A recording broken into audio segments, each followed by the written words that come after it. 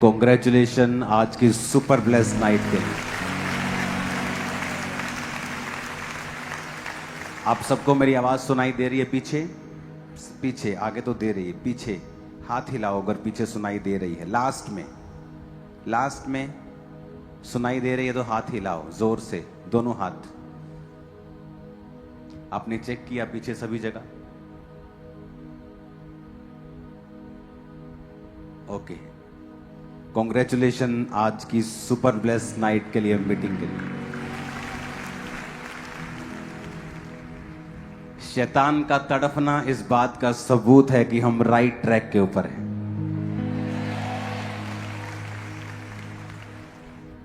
और शैतान का जी मितलाना इस बात का सबूत है कि आप लोगों की प्रार्थनाएं उसे तंग कर रही हैं।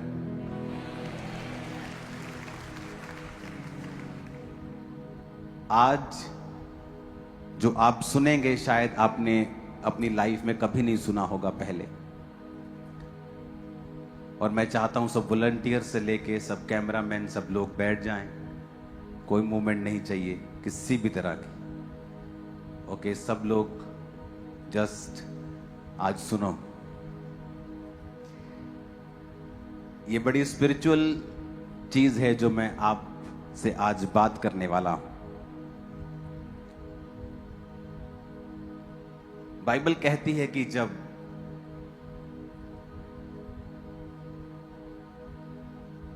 शमूएल नबी ने शाऊल को अपनी संगति में लिया, उसे वो खाना दिया जो उसके योग्य नहीं था बल्कि याजकों के योग्य था।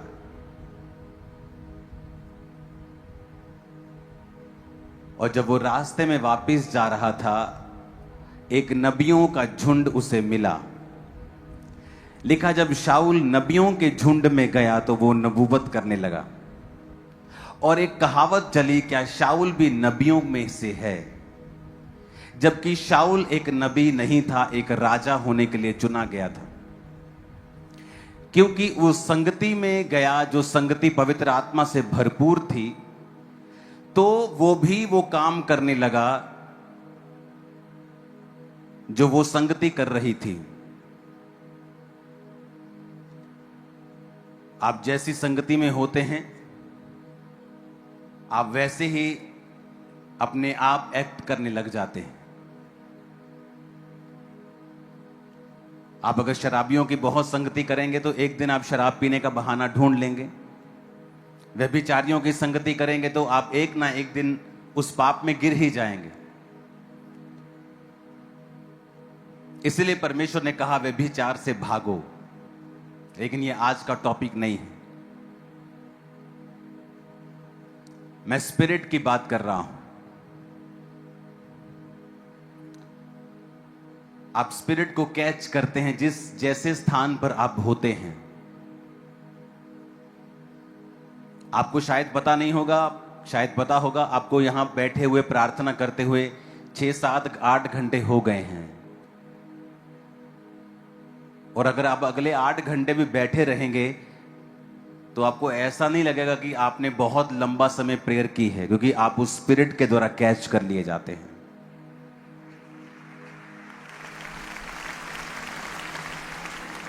ये स्पिरिट है।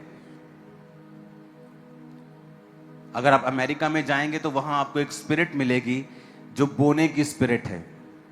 लोगों का हृदय, अगर आप पूरी दुनिया में जाएंगे क्रिश्चियनिटी के लिए, भवनों के लिए, उसके कामों के लिए, अगर किन्हीं लोगों का खुला है तो वो यूएसए के लोग हैं।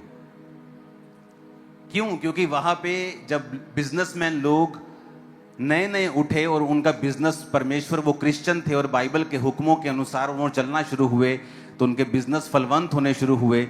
तो वही स्पिरिट कैच की दूसरे लोगों ने, और वही स्पिरिट कैच करते करते वो इतनी फैल गई कि आज वो सारे जो बिजनेसमैन लोग हैं, बहुत से परमेश्वर के साथ जुड़े हुए हैं। बहुत सारी चर्चिस को, बहुत सारे मिशनरी कामों को वो सपोर्ट करते हैं, क्योंकि वो स्पिरिट ने कैच कर लिया उनको।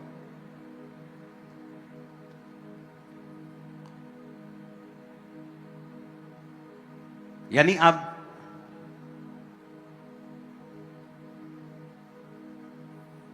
पतरस जब लंगड़ा चला के पूरे यरूशलेम में मशहूर हो गया, तो लोगों ने कहा कि ये कैसे लंगड़ा चला सकता है, क्या ये अनपढ़ और वही साधारण मनुष्य नहीं है? तो किसी ने कहा नहीं, ये जीसस के साथ रहे हैं, इनकी संगति जीसस के साथ रही है और उन्होंने वही स्पिरिट को कैच कर लिया जो जीसस के अंदर थी।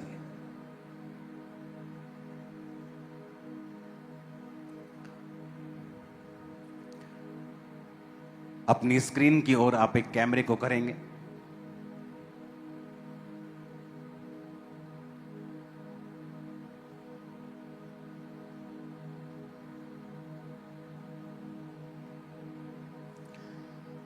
पूरे दुनिया में, अब बड़े ध्यान से सुनना, कोई खेलना मत, ओके?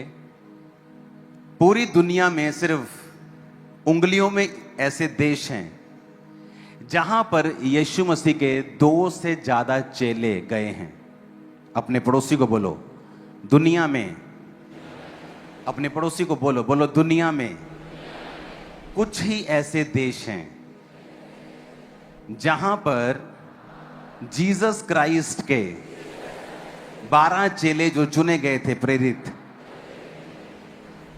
कुछ ही देश हैं जिन देशों में 2 से ज्यादा चेले गए थे। इंडिया कितने आए थे? एक, है ना, थोमा। सबको पता है इंडिया में आया थोमा। कब आए थे? सन 52 में। कहां आए थे? केरला में। पहला देश जहां पर जीसस क्राइस्ट के 2 से ज्यादा चेले गए हैं वो है इज़राइल और फलस्तीन का एरिया, जहां पर परमेश्वर के 2 से ज्यादा चेले गए हैं। दूसरा है ग्रीस, तीसरा है तुर्की, जहां पर 2 से ज्यादा चेले गए। चौथा है इटली, जहां पर परमेश्वर के 2 से ज्यादा चेले गए हैं। पांचवा एरिया है मेसोपोटामिया, जो बाइबल की पुरानी अगर आप पढ़ेंगे, मेसोपोटामिया देश का नाम, जो आज के सीरिया, ईरान और इराक, और छठा है हमारा इंडिया, जहां पर 2 से 1 से ज्यादा चेले यहां पर आए थे। छठा है इंडिया, जहां पर यीशु मसीह के 12 चेलों में से 2 चेले यहां आए थे। लोगों को एक चेला पता है, थॉमस। कौन था वो? कौन था?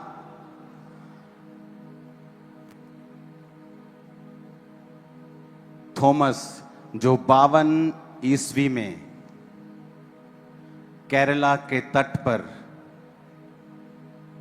आए थे।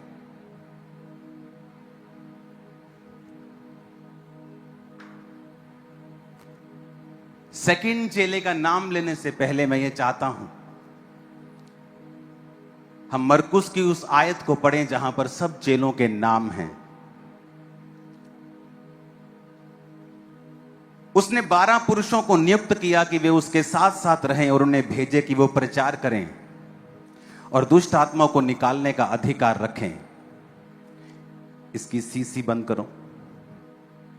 ये वो हैं शमौन, जिसका नाम उसने पतरस रखा, जबदी का पुत्र याकूब, याकूब का भाई यूहन्ना, जिसका नाम उसने बुअनगरीस अर्थात गर्जन के पुत्र रखा, आंद्रियास, वही आंद्रियास जो मैंने ग्रीस में आपको दिखाया था, याद है कि नहीं? आंद्रियास यीशु मसीह का पहला चेला, जो पूरी दुनिया में प्रीच करता करता करता फिर ग्रीस के पतरस नाम की जगह पर कुर्बान हुआ और वहीं पर उसकी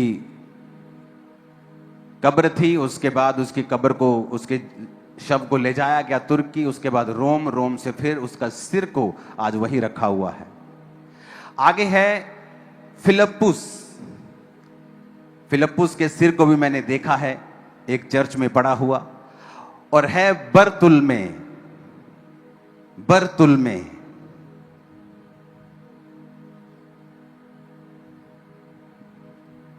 अपने पड़ोसी को बोलो, दूसरा है बरतुल्मै। आप हैरान होंगे कि बरतुल्मै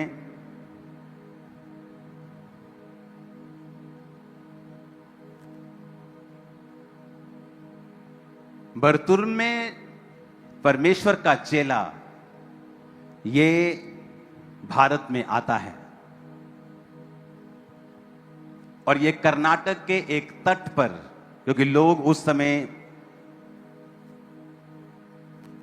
नावों से ज्यादा चलते थे।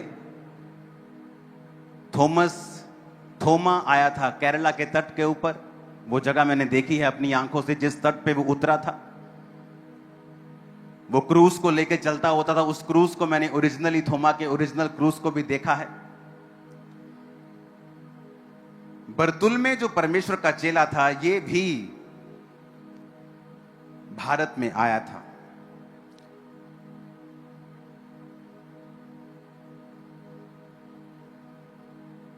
मैं ये आपको क्यों कह रहा हूं?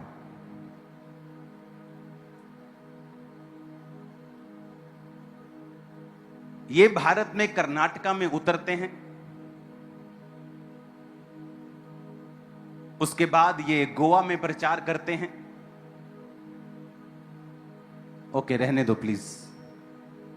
मैंने आपको उसकी जैसी पिक्चर बोलने के लिए कहा था, सेम नहीं।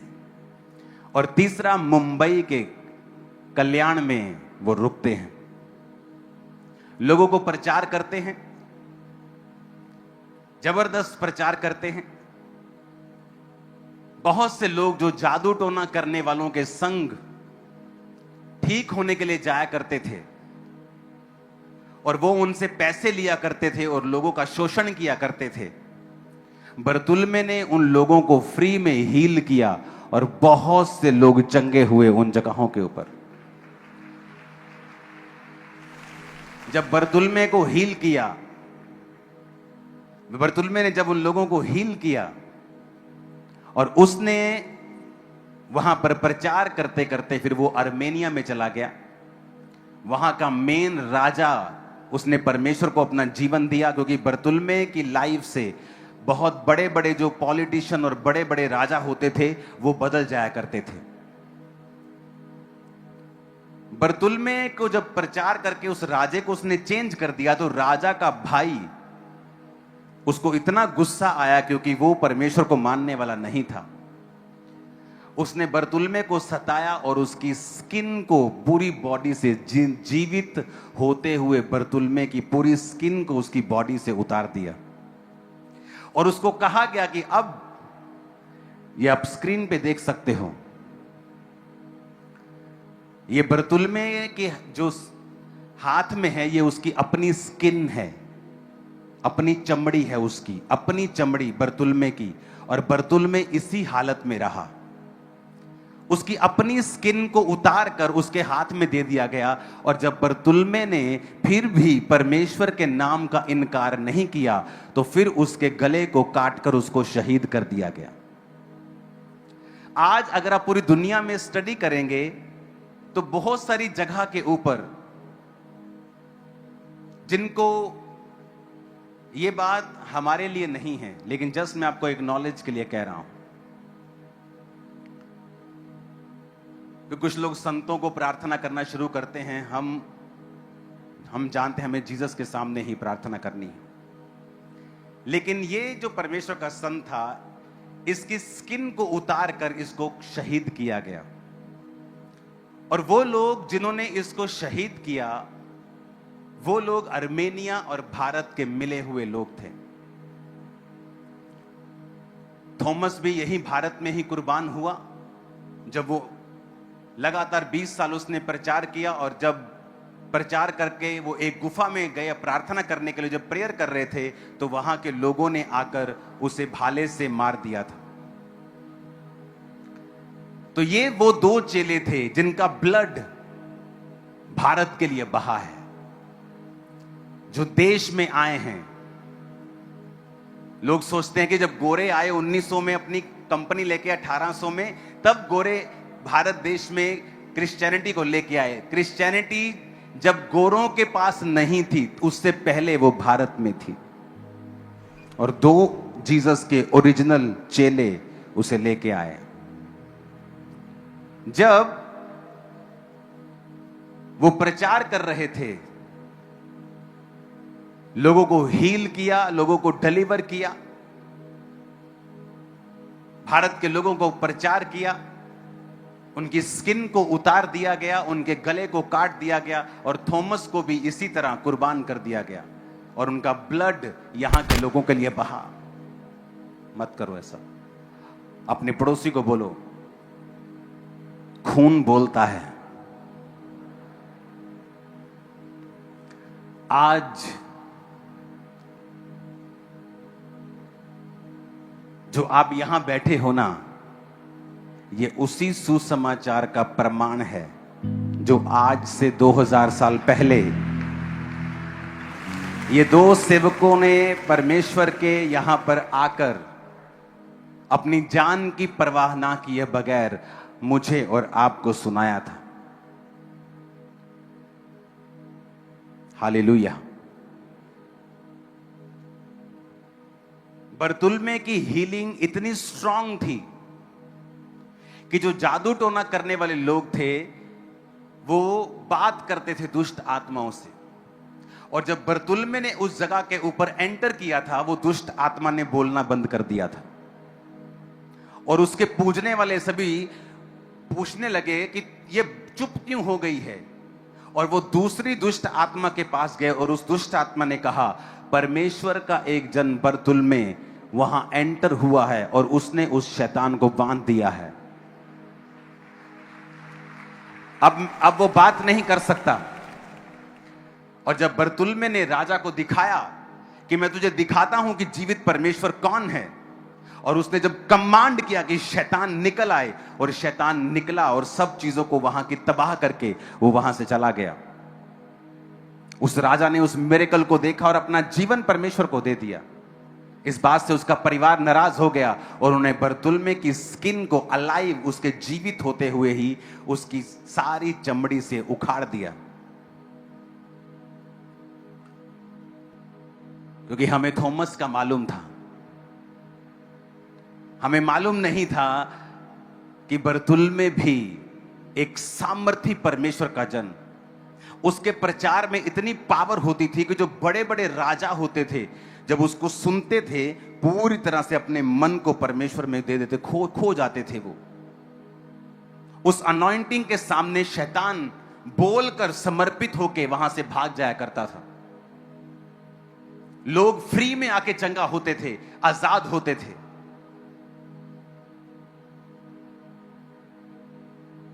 और उनसे जो रुपए ऐंठे जाते थे चंगाई के लिए, वो बंद हो गए, और लोग वहां आकर सुसमाचार सुनने लगे।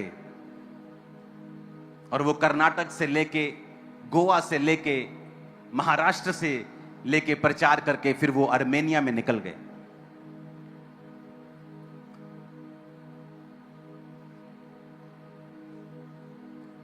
अपने पड़ोसी को बोलो, आज स्पिरिट को कैच करना है। ऊंची आवाज में कहो अपने पड़ोसी से, आमीन।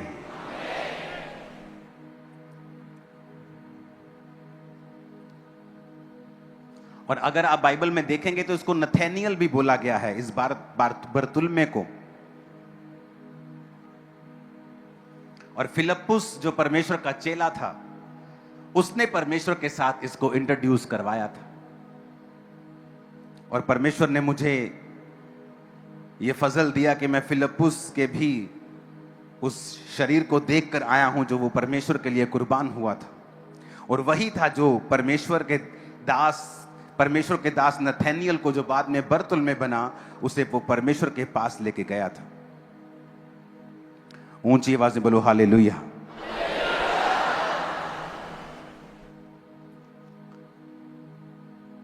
ऐसा हो सकता है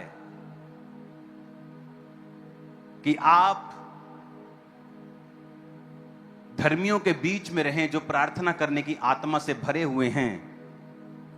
आप उनके बीच में रहें जो दर्शन देखते हैं, जो हीलिंग करते हैं, लेकिन आपकी लाइफ में वो ब्लेसिंग ना हो, क्योंकि आपकी जो स्पिरिट है वो परमेश्वर के लिए ओपन नहीं है।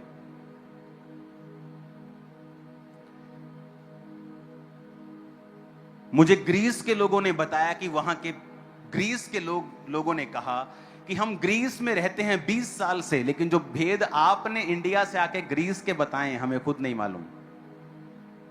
हम 20 साल से यहां रहते हैं, हमें नहीं पता था। मैंने कहा जब मैं पतमुस की गुफा से निकला हूं, परमेश्वर ने मेरी स्पिरिट को ओपन किया है, जो पहले कभी नहीं था। मैं पहले दिन में किसी और रूप में गया था, लेकिन तीसरे दिन मैं किसी और रूप में बाहर आया था। जब मैं फाइनली 3 दिन के बाद उस गुफा से बाहर आया, और मेरे परिवार ने भी ये चीज नोटिस की कि आप गए किसी और रीति से थे, लेकिन आए सेम नहीं हो। उसके बाद परमेश्वर के जो वचन की भेद की बातें थी, किस तरह से क्रिश्चियनिटी स्टार्ट हुई पहली सदी से लेके अब तक, वो सारा सदी बाय सदी, दशक बाय दशक क्या हुआ, हिस्ट्री दर मेरी आंखों के बिल्कुल ऐसा सामने है जैसे वो 2 दिन की बात हो। और परमेश्वर ने जो भेद मुझ पे खोलने शुरू किए, क्यों? क्योंकि प्रकाशित वाक्य में मैंने उस रेवलेशन की स्पिरिट को क्या किया, कैच किया। वहां बहुत से लोग थे जो विजिट करने के लिए गोरे आ रहे थे वहां। अच्छा, ओके, वाओ, वेरी गुड, ठीक है, फाइन, चलो आगे। लेकिन मैं वहां पे गया था रिसीव करने की आत्मा के साथ। ओह, यहां पे परमेश्वर खड़े हुए थे, मैं वहां लेट गया। मैं किसी फोटो के सामने लेटा हुआ नहीं था, किसी क्रॉस के सामने लेटा हुआ नहीं था, मैं वहां लेटा था जहां परमेश्वर खड़े थे। और मैं वहां प्रेयर कर रहा था, मैं अपनी वाइफ को बता रहा था कि यहां पर परमेश्वर का मुंह था, क्योंकि जब उसके मुंह से निकला तो तरेड़ पड़ी, और वो तरेड़ 3 भागों में फैल गई। तो जहां पे वो था एग्जैक्ट, हम वहीं खड़े होकर प्रार्थना कर रहे थे। और जहां पर वो लिखा गया था, प्रकाशित वाक्य जहां लिखा गया था, वहां पर भी हम बैठकर, वहां पर भी लेटकर हम प्रार्थना कर रहे थे। वहां बाइबल पढ़ी थी इसलिए नहीं क्योंकि वहां पे वो लिखा गया था, वहां कोई चीज पड़ी थी इसलिए नहीं, क्योंकि वहां पे वो लिखा गया था। वो रेवलेशन की केव में जब मैं गया तो मेरी स्पिरिट ने उस रेवलेशन को रिलीज किया, क्योंकि मुझे ये टेस्टिमनी मिली थी कि ब्रदर, जब मैं वहां पे गया, एक परमेश्वर के नबी ने मुझे कहा था कि ब्रदर, जब मैं वहां गया और वहां से वापस आया तो परमेश्वर ने ऐसे ऐसे मेरे सामने बाइबल के भेद ओपन किए। तब मैं उसकी बात को सीरियसली नहीं लिया। मैंने कहा हाँ हाँ, ठीक है ठीक है ठीक है, okay, very good very good. लेकिन जब मैं खुद वहां था और खुद जब मैंने उस स्पिरिट को, क्योंकि पहली फुल नाइट मैंने प्रेयर की अपने रूम के बाहर, एक जगह थी जहां मैं रह रहा था, पेड़ों के साथ ढकी हुई पहाड़ों के बीच में, कोई मेरी फैमिली मेंबर बाहर नहीं था और मैं अकेला था। मैंने फुल नाइट प्रेयर की। जब सूर्य चढ़ने लगा मैं अंदर गया रूम में, फिर मैं सो गया, उठा, फिर गुफा में फिर प्रेयर, फिर तीसरे दिन गुफा में गया, फिर प्रेयर, रात को फिर प्रेयर। लेकिन मैं जानता था कि मैंने उस स्पिरिट को कैच किया है। नेक्स्ट डे जब हम थिस्सलुनीकियों में थे, आप इमेजिन नहीं करेंगे, 8-8, 10-10 घंटे मैं और मेरी वाइफ अलग, मैं अलग, हम 10-10 घंटे बाइबल में थे। और जब 10 घंटे के बाद हम उठ रहे थे बाइबल स्टडी से, हमें ऐसा लग रहा था कि 2 मिनट ही बाइबल पढ़ी, इतने फ्रेश थे हम 10 घंटे के बाद। आप थक जाते हो 10 घंटे, हमें ऐसा लग रहा था कि ऐसी आंखें खुल जाती, अलर्ट आदमी हो जाता ना नशा करके, अलर्ट आंखें खुल जाती, ऐसी आंखें खुल रही थी, नींद नहीं आ रही थी, ऐसे अलर्ट हो रहा था, ऐसे परमेश्वर वो भेदों को जाहिर कर रहा था, क्योंकि आप स्पिरिट को कैच करते हैं। क्यों परमेश्वर ने आपको बोला है तुम अच्छी संगतियों को करो? क्यों आपको बोला जाता है जब भी आप संगति करो, अनॉइंटेड संगतियों को करो? उसके लिए चाहे आपको 200 रुपया किराया लगा के जाना पड़ रहा है, अनॉइंटेड संगतियों को करो, चाहे उसके लिए आपको कुछ भी करना पड़े। आप अनॉइंटेड संगतियों में जाते हो, आपको फाइट करनी पड़ती है, शैतान आपसे फाइट करता है, फालतू की फाइट आपके घर में होती है, कई बार फालतू का शैतान झंझट डालने की कोशिश करता है। क्यों? उसको पता है कि यही ये स्पिरिट को कैच कर लेगा, ये वहां यहां पे स्पिरिट को पकड़ लेगा और ये सेम स्पिरिट के साथ भर जाएगा जो स्पिरिट चर्च के ऊपर है, जो ग्रेस चर्च के ऊपर है। कई बार हो सकता है जो ग्रेस चर्च के ऊपर है, अगर आपका जीवन परमेश्वर के मन मुताबिक नहीं है, सब लोग भरेंगे, आप लोग ऐसे ही रहेंगे खाली के खाली। क्योंकि उस स्पिरिट को रिसीव करने के लिए आपको रिसीव करने वाला मन बनाना पड़ेगा। प्रकाशित वाक्य गुफा में बहुत से लोग थे, लेकिन बहुत कम थे, 100 में से 3-4 लोग ऐसे थे जो वहां प्रेयर की स्पिरिट के साथ आ रहे थे। मेरे साथ एक और कपल बैठा था, गोरा कपल बैठा था। एक लेडीज गोरी थी और उसका हस्बैंड गोरा था। और जब मुझे वो वर्शिप करता और आत्मा में कितनी घंटे बैठा हुआ देखा, तो उन्होंने किसी से बात नहीं की। जब सब लोग चले गए, आते गए, विजिटर आते गए, जाते गए, मैं साइड पे बैठा हूं, वो भी साइड पे बैठे। उसके बाद उन्होंने मुझसे बात की कि यहाँ पर एक और पहाड़ है जहां पर लोग रोज 8 घंटे प्रार्थना करते हैं, रोज एवरीडे। वो 8 घंटे वहां के सेवक जो हैं उस पहाड़ के डेली 8 आवर्स वो प्रेयर करते हैं हर रोज। वहां कोई औरत नहीं जा सकती, औरत विजिट भी नहीं कर सकती, सिर्फ आदमी लोग हैं जहां पर 8 घंटे रोज सेम जगह पे, सेम पहाड़ पे प्रार्थना करते हैं। वहां जाने के लिए वीजा लगता है, स्पेशल परमिशन होती है वहां जाने के लिए। वो स्पिरिट को जब आप समझ जाते हैं कि मुझे किस संगति में जाना है और कैसी स्पिरिट को कैच करना है, आप मानेंगे नहीं, मेरी आंखें खुल गई, मेरा दिमाग हिल गया। मुझे पिछले दिनों में जवाब मिला है कि मेरी सेवकाई परमेश्वर ने मुझे बताया कैसे शुरू हुई, क्यों ऐसी शुरू हुई और इसका रीजन क्या था। परमेश्वर ने मुझे मेरे ऊपर जाहिर किया।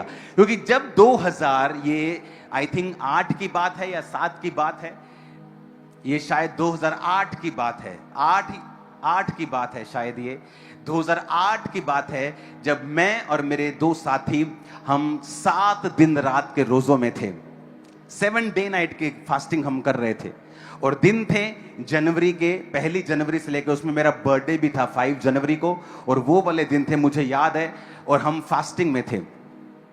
और जब हम फास्टिंग कर रहे थे तो उस समय चर्च नहीं होती थी, सिर्फ 50-60 लोग, ऐसे सिर्फ इतने थोड़े लोग थे, 50-60 लोग होंगे बस, हाँ इतने ही थे, 50-60 लोग थे। और हम 7 दिन रात की फास्टिंग कर रहे थे। और जब 7 डे नाइट की फास्टिंग कर रहे थे तो ठंड बहुत थी, तो मैं अपनी शॉप पे काम भी करता था उस समय, और वो भी मेरे साथ थे, और हम आग सेक रहे थे बाहर, शॉप के बाहर। जैसे दोपहर का समय होता, जब इतनी ठंड होती थी दोपहर को धूप नहीं निकलती, वो वाले दिन थे जनवरी के। और ऐसे पूरी धुंध सी पड़ी हुई है और हम आग सेक रहे हैं, और मेरे सामने से एक व्यक्ति निकलता है और उसने अपने पैरों के ऊपर जुराबें नहीं डाली हुई, और उसके पैर जो हैं उसमें ब्लड निकल रहा है। और मैंने अपने साथी को बोला, अपने असिस्टेंट को बोला, वो मेरी हेल्प करता था उस समय, मैंने कहा इससे पूछ के आ कि ये व्यक्ति, इसको जुराबें चाहिए क्या, मैं उसको जुराबें दे दूं। जब उससे पूछा गया कि आपको जुराबें चाहिए, आपने इतनी सर्दी है, हमसे बैठा नहीं जा रहा, हम आग जला के बैठे हैं, आप इतनी सर्दी में बिना टांगे थोड़ी सी खाली हैं, पैर खाली हैं, आप जुराबें नहीं डाली आपने। कहता नहीं मेरे पास पैसे हैं, मैं गरीब नहीं हूं, लेकिन मेरे शरीर के ऊपर एक स्किन का रोग है, मुझे सोराइसिस है, मुझे स्किन का रोग है। रोज मेरी फैमिली 25 से 30 ग्राम इतना सारा मांस जो है मेरी बॉडी का इकट्ठा करती है। मेरी बॉडी में कपड़े नहीं डाल सकता, बहुत ज़्यादा ठंड है, तो अभी मैंने सिर्फ 1-2 चीज़ें ओढ़ी हुई हैं और मैं ज़्यादा कपड़े नहीं डाल सकता। मैंने उसको यीशु मसीह का प्रचार सुनाया, और छोटा सा एक कैमरा हमारे पास होता था। मैंने जब उस पर प्रार्थना की, मैंने कहा चलिए मैं आपके लिए प्रेयर करता हूं। और उसके लिए जब मैंने प्रेयर की, और उस कैमरे पे हमने रिकॉर्ड भी किया, लेकिन वो पता नहीं क्या हुआ, हमारे पास वो रिकॉर्डिंग नहीं है, वो कैमरा थोड़ा बिगड़ गया, इधर उधर हो गया होगा। उस समय इतना ध्यान नहीं था हमें रिकॉर्डिंग रखनी है, क्योंकि मिनिस्ट्री नहीं थी, हमें मालूम नहीं था आगे क्या होगा, जस्ट शौक था कि परमेश्वर का काम करना है। तो जब उस स्किन के रोगी के ऊपर प्रार्थना की गई, वो स्किन का रोगी थोड़े दिन बाद आता है चर्च में, आकर खड़ा होता है, अपनी बॉडी दिखाता है, वो पूरी तरह साफ हो चुकी थी, पूरा क्लीन। वो स्किन का मिरेकल था, मेरी लाइफ का फर्स्ट मिरेकल, मेरी मिनिस्ट्री का फर्स्ट मिरेकल स्किन का मिरेकल था। उसके बाद सेवकाई आगे बढ़ती रही, बहुत से लोग स्किन के हील हुए, आप जानते हैं उनको। ना मुझे पैसे का शौक था, ना मुझे किसी और चीज का शौक था, मुझे था कि परमेश्वर मुझे तेरी, और मैंने प्रभु को कहा था, प्रभु अगर मुझे तूने मिरेकलस पावर्स के लिए नहीं चुना है तो तू मुझे मार सकता है, मैं तेरे पास आने के लिए तैयार हूं, मुझे कोई शौक नहीं है जीने का। ये मेरी प्रार्थना होती थी कि मुझे ले जा, कोई प्रॉब्लम नहीं है, लेकिन अगर मुझे इस्तेमाल करना है तो इसी तरह करना। और मुझे नहीं मालूम था, क्योंकि आप स्पिरिट कैच करते हैं।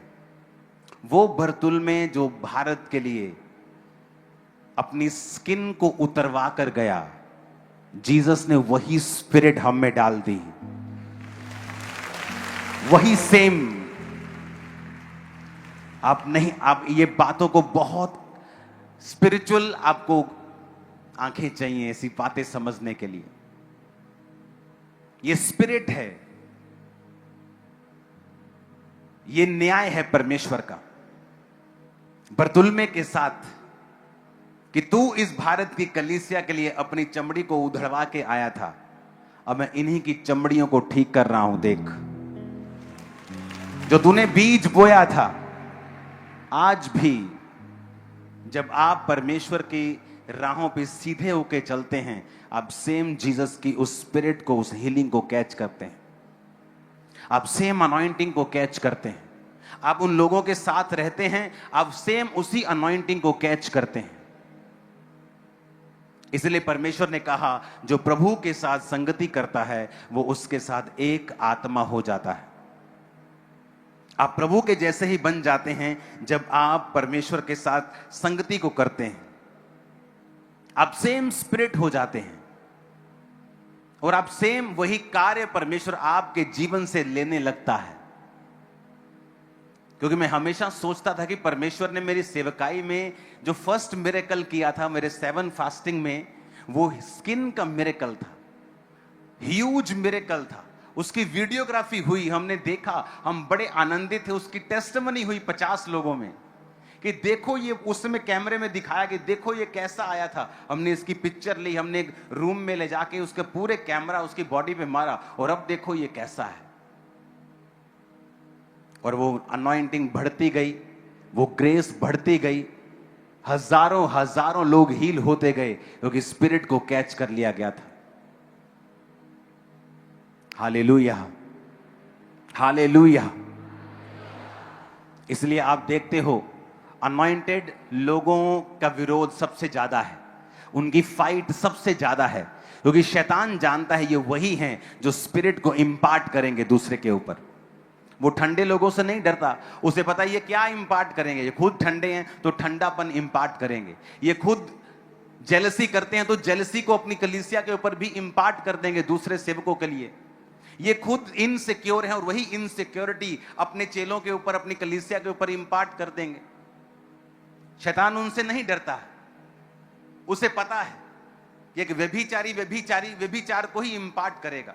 एक चोर हमेशा ऐसे बहाने लगाकर चोरी ही आपके ऊपर इंपार्ट करेगा। एक गलत संगति आपको वैसा ही बना देगी। और जब आप राइट संगति में होते हैं, धीरे धीरे आप उसी स्पिरिट को कैच करने लगते हैं। और यीशु मसीह के नाम में जो टेस्टिमनीज मेरे और मेरे परिवार की हैं, वो आपके और आपके परिवार की होंगी 100%। वो आपकी और आपकी सेवकाइयों की होंगी इन जीसस नेम। ये आत्मा की बातें हैं, इन्हें शारीरिक मनुष्य नहीं समझ सकता। वो नहीं समझ सकता ये क्या हो रहा है, मैं किस स्पिरिट की बात कर रहा हूं। Hallelujah, hallelujah. कि जब आप परमेश्वर की आत्मा के साथ एक संग होते हैं, आप कैच करते हैं उसमें से, आप वैसे ही बनना शुरू हो जाते हैं जैसी संगति में आप होते हैं। ये इंपॉर्टेंट है कि आप स्पिरिचुअल लाइफ में बढ़ें, ये इंपॉर्टेंट है कि आप संगति में बढ़ें, इंपॉर्टेंट है कि आप अनॉइंटेड संगतियों के लिए प्रार्थना करें। जब बाइबल कहती याकूब, कौन याकूब? वही यूहन्ना प्रकाशित वाक्य का भाई, मरवा दिया गया। जब तलवार से मरा तो कलीसिया को अपनी गलती महसूस हुई कि चाहे वो अनॉइंटेड है, पर हमें अपने सेवकों के लिए प्रार्थना करने की जरूरत है। और जब उन्होंने देखा कि लोग बड़े खुश हो गए अन्य जाति की उस एक चेले को मार दिया, उन्हें लगा पॉलिटिकल बड़ा गेन मिल रहा है, हमें तो बड़ा फायदा हुआ, हमें एक चर्च को डाउन करके। अब दूसरी चर्च को पकड़ते हैं, तो उन्होंने पतरस को पकड़ लिया। जब पतरस को पकड़ा तो कलीसिया को अपनी गलती याद आई, हमने याकूब के लिए प्रार्थना नहीं की, हमने अपने सेवकों के लिए प्रार्थना नहीं की। और बाइबल कहती वो पतरस के लिए लॉ लगाकर पूरी कलीसिया प्रार्थना करने लगी। जब पूरी कलीसिया पतरस के लिए प्रार्थना करने लगी, परमेश्वर ने अपने दूत को भेजा और वो पतरस को छुड़ा कर लेके आया और वो उस बंदी गृह से निकाल कर वापिस आया। जिस घर में वो आया वो उसी चेलों में से एक जो पौलुस के संग संग चले और सुसमाचार को लिखा मरकुस नाम के, उसका घर। और पतरस वहां आया और लोग डर गए, एक दासी डर गई, कहती बाहर पतरस का दूत खड़ा है। पतरस कैसे आ सकता, वो तो जेल में है। लेकिन उन्हें नहीं पता था कि उनकी कॉन्टिन्यूस लो लगाकर यानी ध्यान लगाकर की गई प्रार्थना ने पतरस को छुड़ा लिया है। इसलिए मैं आपसे कहता हूं, यह समय आ चुका है, बेदारी का, और शैतान भी जानता है। अगर आपने अपने पास्टर के लिए, अपने अगुए के लिए कभी प्रार्थना नहीं की है और जस्ट 5 मिनट की, 10 मिनट की है, ये वो समय आ रहा है जब आपको लॉ लगाकर प्रार्थना करनी है और परमेश्वर एक बड़ा काम करेगा और वो समय पर छुड़ाएगा और शैतान के सारी योजनाएं रद्द करेगा। आमीन, आमीन। जो काम परमेश्वर ने हमारे लिए चुना है उस काम को शैतान खराब नहीं कर सकता है। लेकिन क्या कलीसिया प्रार्थना कर रही है? क्या कलीसिया आत्मिक राह पे है? क्या कलीसिया ये जानती है कि उसको अपने सेवक के लिए, अपने उस परमेश्वर के अगुवे के लिए जो ये भार उठा रहा है उसके लिए हमें प्रार्थना करनी है? क्योंकि वही स्पिरिट को कैच कर रहा है और हम उसी की स्पिरिट से कैच कर रहे हैं, उसी अनॉइंटिंग को हम ग्रहण कर रहे हैं। और जब आप इन बातों को समझ जाते हैं कि अपने अगुवे से सिर्फ लेने के लिए नहीं आना है ब्लेसिंग्स को और अनॉइंटिंग को, उसके लिए हमें लॉ लगाकर, घुटने लगाकर, फास्टिंग में प्रार्थना भी करनी है। और जब कलीसिया को अपनी गलती समझ आई तो परमेश्वर ने पतरस को बचाया। और कलीसिया के लिए मैसेज था कि तुम्हारा पास्टर जितना मर्जी पावरफुल हो, अनॉइंटेड हो, गिफ्टों से भरा हुआ हो, लेकिन उसको तुम्हारी प्रार्थनाओं की जरूरत है। इसलिए पौलुस हर कलीसिया को लिखता था, हमारे लिए प्रार्थना करो। ऊंची आवाज में बोलो हालेलुया। आज हमें यह बात समझनी होगी कि परमेश्वर एक बीज को डाल रहा है और यह बीज वहां डल रहा है जहां पहले कभी नहीं डला। और शैतान यह बात जानता है कि परमेश्वर ने जहां पर बीज डाला है वो बीज कभी भी व्यर्थ नहीं हुआ है। परमेश्वर इस कलीसिया को एक ऐसी जगहों पर बीज डालने के लिए इस्तेमाल कर रहा है जो पहले कभी नहीं हुआ था। यह बीज किसी धर्म परिवर्तन का नहीं, यह बीज मन परिवर्तन का है। और शैतान इस बात को जानता है, वो झूठ को फैलाता है, वो चीजें करता है, लेकिन वो ये नहीं जानता कि कलीसिया के दोनों हाथों में लड्डू हैं। वो परसिक्यूशन में भी लड्डू है, वो बढ़ती है तब भी लड्डू है, वो दोनों तरफ से आशीषित है। उसके लिए सब बातें मिलकर भलाई को पैदा करती हैं। और परमेश्वर ने आपको चुना है वो बीज डालने के लिए जहां वो काम कभी नहीं हुआ। आप एक धन्य कलीसिया हैं, आप एक ब्लेस्ड कलीसिया हैं। इसलिए नहीं कि आप में एक जबरदस्त मिरेकल्स हो रहे हैं, इसलिए नहीं कि आप में जो बहरे सुन रहे हैं, कैंसर ठीक हो रहे हैं, इसलिए भी कि परमेश्वर ने आपको चुना है उस बीज को डालने के लिए जो परमेश्वर सदियों से प्लान करता आ रहा था। इस कलीसिया की भविष्यवाणी इस कलीसिया के जन्मने से पहले हुई थी। और यहां से कुछ ही किलोमीटर की दूरी के ऊपर एक बहन आई थी और उसने कहा था कि यहां खामरा में मैं एक कलीसिया को देख रही हूं जो सबसे बड़ी कलीसिया होगी भारत की और परमेश्वर वहां काम करेगा। और मैं तब क्रिश्चियन भी नहीं था, शायद क्रिश्चियन भी नहीं था, पास्टर छोड़ो, क्रिश्चियन भी नहीं था। परमेश्वर को तब मालूम था हम सब उसके प्लान का हिस्सा हैं।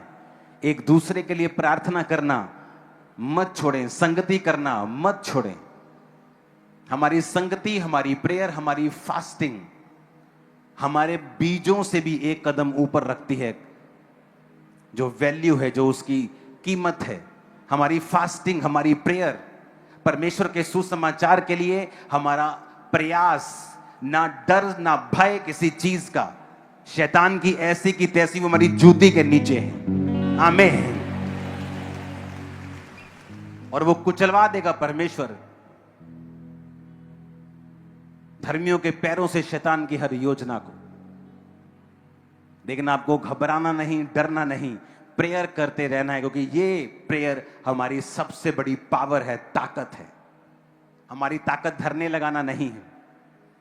आप एक धरना लगाएंगे, दूसरे भी 2 धरने लगा देंगे, लेकिन जो आप प्रेयर करते हैं, दुनिया की कोई ताकत आपको रोक नहीं पाएगी।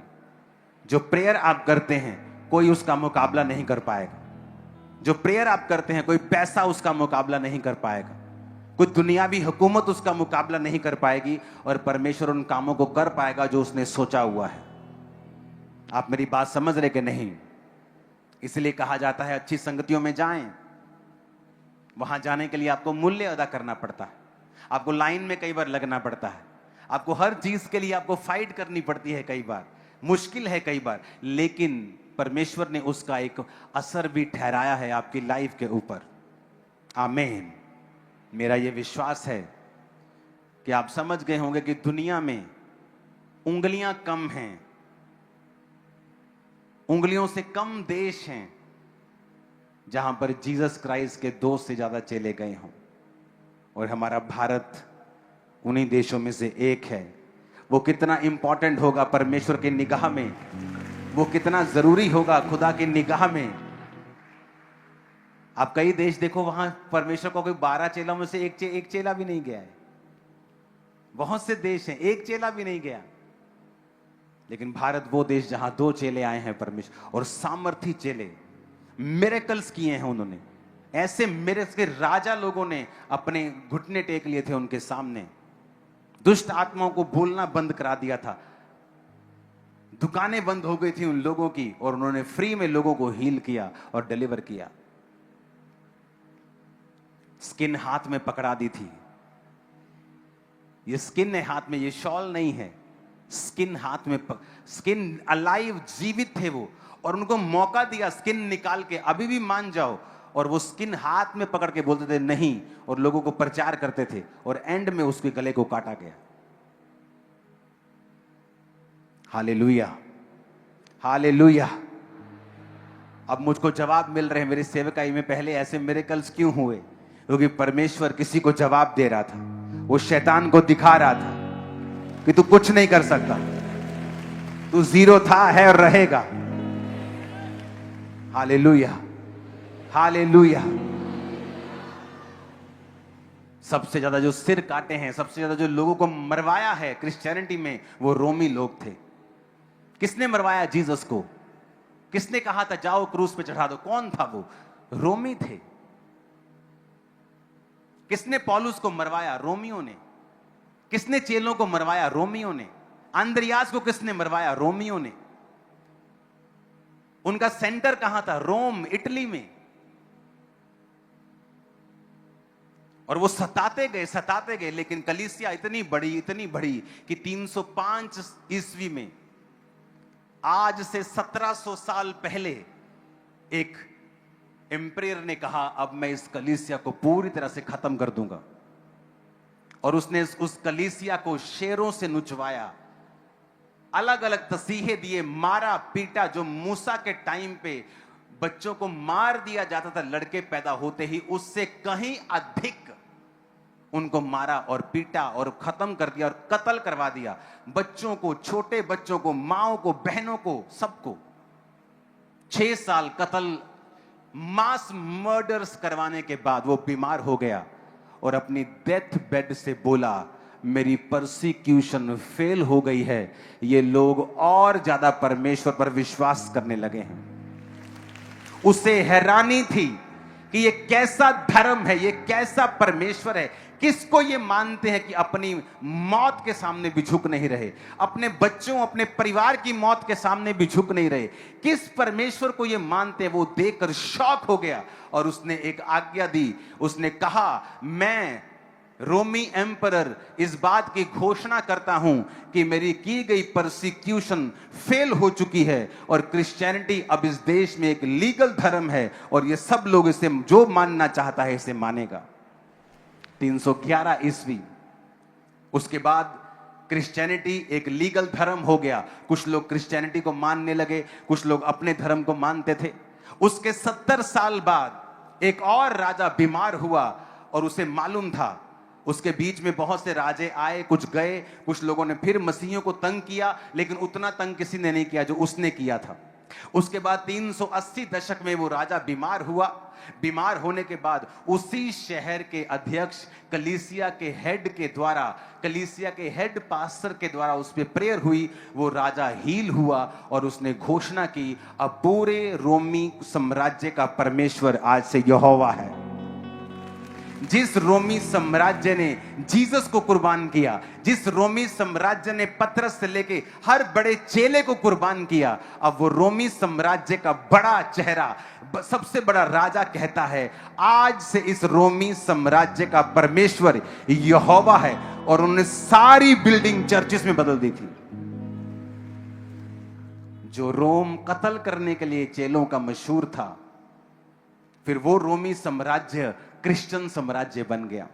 उसके बाद उन्होंने अपनी पावर, उनके दिल में आया कि वो अपनी पावर को, जो फिजिकल पावर थी, जो राजधानी रोम से वो तुर्की में ले जाएं, इस्तांबुल में।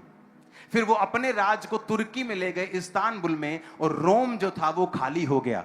रोम जब खाली हुआ तो वहां पे एक वैक्यूम था। वहां पे सब अध्यक्ष, बिशप, परमेश्वर के सब चेले वहां पे थे, लेकिन वहां पे कोई गवर्नर नहीं था। तो वहां पे शारीरिक रूप में राज्य करने के लिए भी पोप चुने गए। और उसके बाद वो रोमन कैथोलिक का जन्म हुआ, जिसे आप आज कैथोलिक देखते हो, रोमन कैथोलिक। तब वो कैथोलिक्स बोलते थे सिर्फ, यूनिवर्सल कैथोलिक का मतलब यूनिवर्सल है। और वहां वो चर्च स्टार्ट हुई 1000 ईस्वी में। फिर वो ग्रीक ऑर्थोडॉक्स में बटे, फिर वो और आगे आगे वो बढ़ते गए। लेकिन वो 300 ईस्वी में वो चर्च की शुरुआत हुई। और वो रोम, जहां रोमी साम्राज्य का हेड था, आज क्रिश्चियन लोगों का हेड वहां है।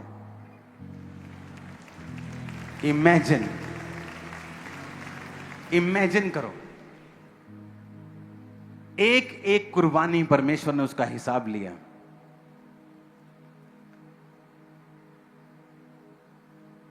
जहां रोम में बैठकर कत्लों के हुक्म दिए जाते थे, आज वहां दुनिया की सबसे खूबसूरत चर्चिस है।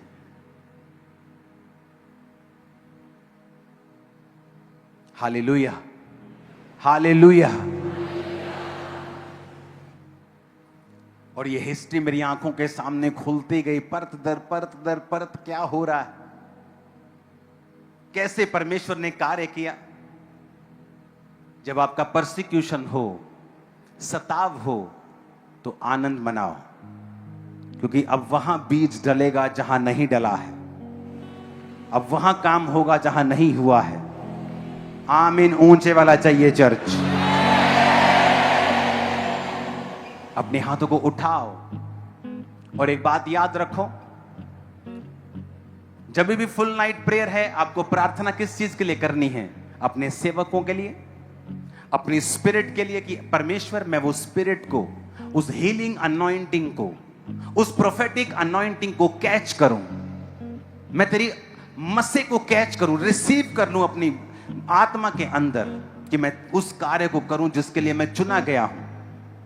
आप फिर देखेंगे वही परमेश्वर जिसने चेलों को चुना, वही परमेश्वर आपको चुन के बड़े कार्यों के लिए इस्तेमाल करेगा। और याद रखो, शैतान जानता है ये उसके आखिरी दिन हैं, और वो जानता है परमेश्वर का सुसमाचार कितनी तेजी से फैल रहा है। और वो ये भी जानता है कि ये कोई धर्म नहीं है, लेकिन वो एक मैसेज दे के वो कलीसिया के खिलाफ लोगों को करना चाहता है। आपका काम है मैसेज देना, जीसस धर्म को नहीं जीवन को बदलने के लिए आए। दुखियों के लिए आए, लाचारों के लिए आए, नशेड़ियों के लिए आए, बीमारों के लिए, पापियों के लिए आए। ये मैसेज एक एक जन को देना। जब आप ये मैसेज एक एक जन को आज के बाद अपने मोहल्ले, नगर, अपने गांव में देंगे, आप जीसस की आत्मा को अपने मुंह के अंदर से फ्लो करता हुआ देखेंगे। आप देखेंगे आप नहीं बोल रहे हैं, पिता का आत्मा आपके अंदर से बोल रहा है और लोगों को बचा रहा है। आप देखेंगे बहुत से बड़े बड़े लोग आप बपतिस्मा लेते हुए चर्च में आता हुआ आप उन्हें देखेंगे इन जीसस नेम। आमीन। ऊंचा चर्च आमीन ऊंचे वाला चाहिए। Hallelujah, hallelujah, hallelujah.